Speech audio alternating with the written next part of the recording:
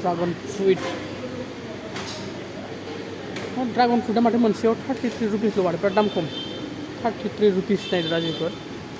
मा फिथाइ जालाय बेलाय एभ'काड' लोगोफोर नोंथांमोनखौ आंनि बुरमल एमआरवाइ इउटुब चेनेलाव बरायनाय जाबाय नै दिनै आं दंफैयो शपिं मलाव आरोना शपिं मल माने मैगं थाइगंनि दुकानाव बेयाव माइरं जोब्बाय बेखायनो माइरं लांनो फैदों लोगोफोर आरो मा लानाय जायो दा नोंथांमोना नायलांबाय थादो आरोखि उपाय गैया खस्थ' खालामाबानो जाया नायलांबाय थादो दे होमबा नोंथांमोन दे मा दं मा गैया खोन्थालांनोसै आरो भिउवार्सफोरानो खम जाथारबायलै मा जाबावगोन आरो साबस्क्राइबार बारायला भिउसबो जाला दैज्लांखायसो जाखोना माखो हमनो हाला आरो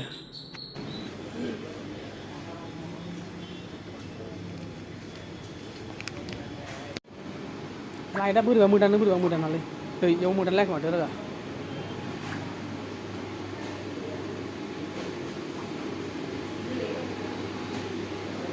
नै लोगोफोर मा बुस्थु बियो खोन्थाहरलाय लोगोफोर सोरबा सिनायोबा आं सिनायालै मा होनो गाजर ना मुला होनो ना फान्थाव होनो मिन्थिया लोगोफोर येल्ल' पाम्पकिन जोगोनार दाम गोसालै 69 रुपिसनिफ्राय 69 इमान फिसायावनो 69 रुपिस ब्रकलि दाम गोसाब्रा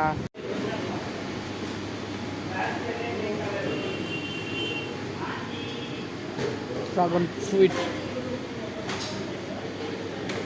फ्रुइटा माथो मोनसेयाव 33 रुपिसल' माथो बिराद दाम खम 33 रुपिस नायदो राजिफोर मा फिथाइ जालाय बेलाय एभ'काड' किवि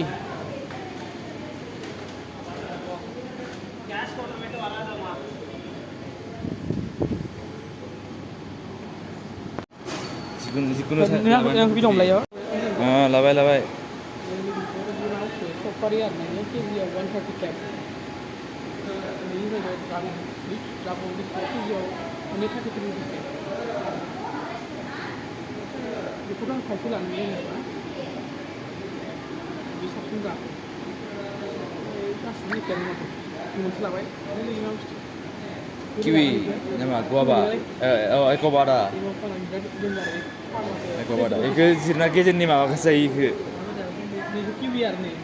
फाटिबा उन्दै iku सिंनि बेगरखौ जायो इनिखो दादिया मैया पन्सायाव 2 केजि मोनदों होननानै थांबाय थामानो गैया गोरलै गोदा लांनो बेयो मास्कमेलन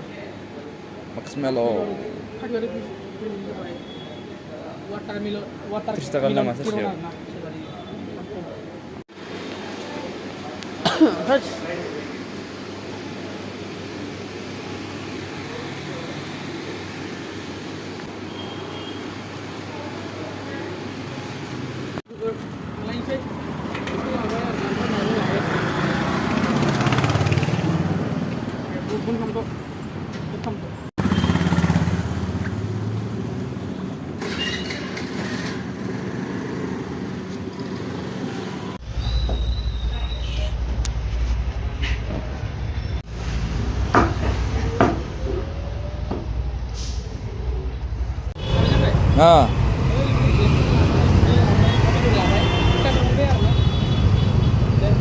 deh. Hello लोगोफोर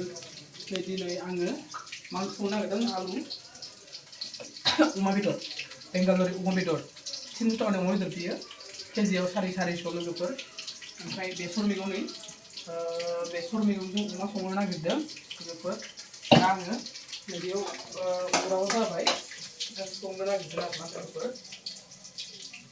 दा हालदै होनोसै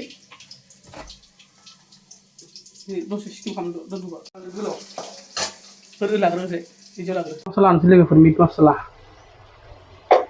ओमफ्राय नेक्स्टआव होनांगौ जाहैबाय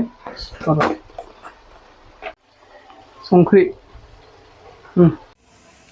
जानोसै गाइस